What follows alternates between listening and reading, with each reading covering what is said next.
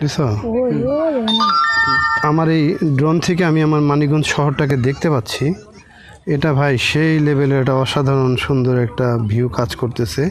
ওই যে যে রোডটা দেখা যায় সেটা হলো লেকের পার, আর ওই যে আর্জেন্টিনার যে বিল্ডিং স্বর্গ টাওয়ার, ওই যে ওইটা। আর এখন যেখানে দেখতে পাচ্ছি ওই যে জোড়া ব্রিজ, আমাদের বাজারের যে জোড়া ব্রিজ, সেটা হলো এই যে এটা।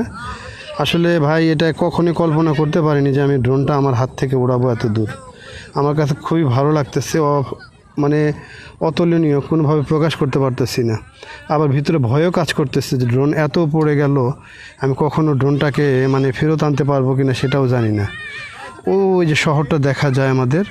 আমি এখন মোটামুটি ড্রোনটাকে আমার ফেরত আনতে হবে, কারণ আমি আর রিস্ক নিতে চাচ্ছি না। এটা আমাদের মানিকগঞ্জ শহর, ছোটোখাটো অনেক সুন্দর সুন্দর বিল্ডিং দেখা যায়।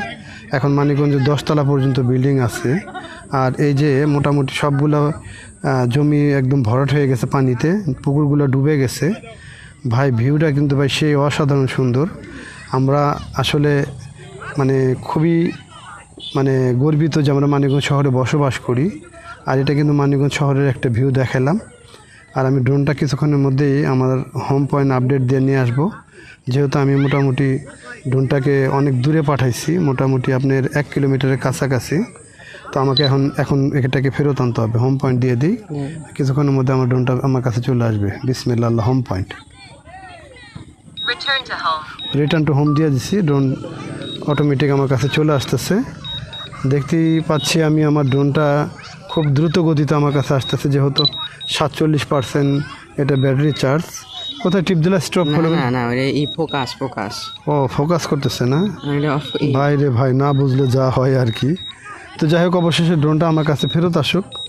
আর ড্রোনটা আমি অনেক দূরে পাঠাইছি, ভিতরে ভয় কাজ করতেছে।